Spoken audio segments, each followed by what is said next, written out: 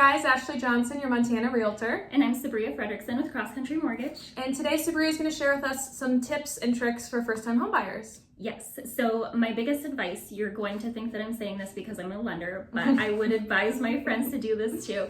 First step you should do is get yourself a real estate agent and get yourself a loan officer, because we're going to be able to tell you the ins and outs of this industry and tell you where you need to start. And the worst thing that happens in this industry is somebody will meet with Ashleigh, they'll go out, they'll look at houses, they will find something that they love, and then they come to me thinking that they can use all of their income because they work a ton of overtime or whatever the case may be, a second job maybe. And they get to me and we realize we can't count all of that income for one reason or another, and they can't afford the house that they just fell in love with. So the first step really is to get pre-qualified or pre-approved before you go out and look at houses.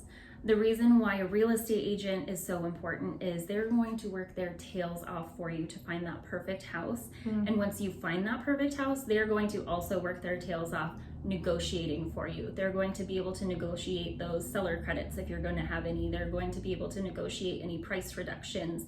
They're going to be able to negotiate things based off of the inspection that you get or the appraisal that comes in. So they're really the powerhouse. They're in this industry day in, day out. They're going to know how to talk to that other real estate agent and those sellers to get you the best deal for that house that you love.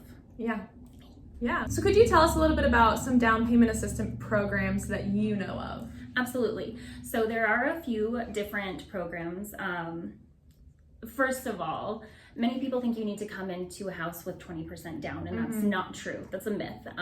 You can come into a house with 20% down and you won't have to pay mortgage insurance, but mortgage insurance has gotten significantly more affordable over the years. It used to be very expensive.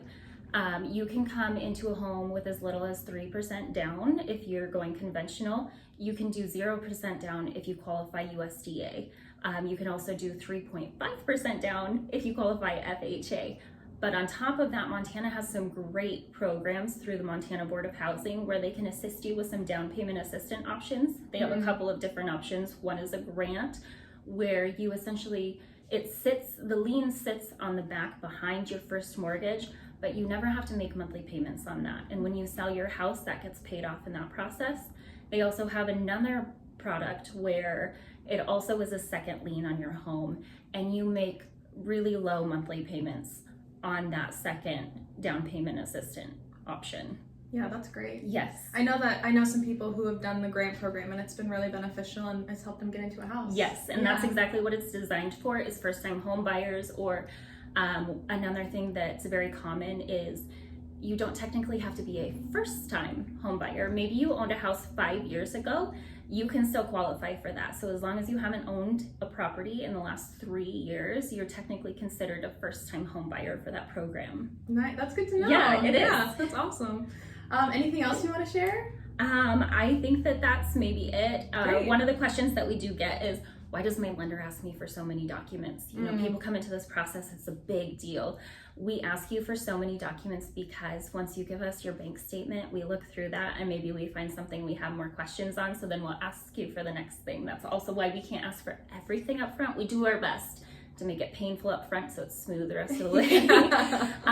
But the faster you can get your lender the documents, the faster we can check through and see if there are any questions, and we can get all of those skeletons out of the closet and get those issues resolved. What do you feel like is the average time to get someone a pre-approval? So pre-approval can be super quick. As long as you get me your documents, I try to get my pre-approvals out in 48 hours. That's awesome. Yes. That's great. Awesome. Well, if you guys have any questions, feel free to reach out. I'll put Sabrya's information down below, and I'm here to help if you need anything. Thanks for watching. Thank you.